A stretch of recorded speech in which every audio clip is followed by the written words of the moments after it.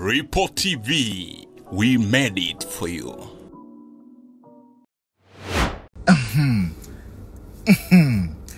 Katika maisha sasa sijui nilie, sijui nicheke, sijui nitabasamu.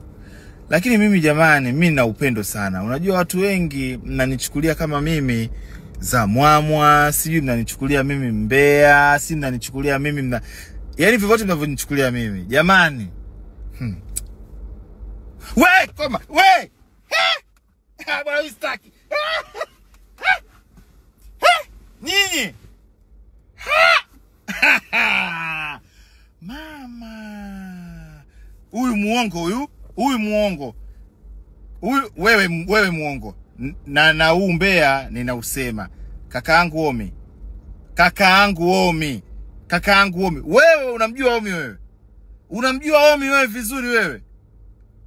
Omi mtu wa watu.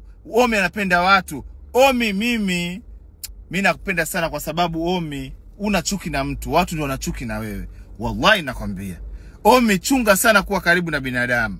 Binadamu sio watu, kakaangu Omi. Nakwambia. Eti wanaandikaje?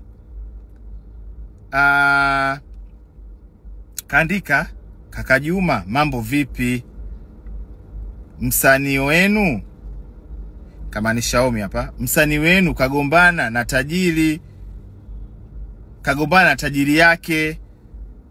Yule anasimamia timu ya mpira, Mwarabu yule, kagombana naye. Na juzi, kaandika, na juzi kafukuzwa salamanda. Yani na password fingerprint zimebadilishwa ofisini kwake. Hatakiwi yeye mpaka wafanyakazi wake aliowaajiri yani waingie. Nasikia jana bosi kawaka mule ndani, salamanda hatari. Kawaka bosi, watu wote kawa kama mbogo, kawaambia security yote yani huyu mtu asiingie. Yani asiingie humu ndani, sitaki kumuona, na atakaye muingiza humu nabadilisha system yote.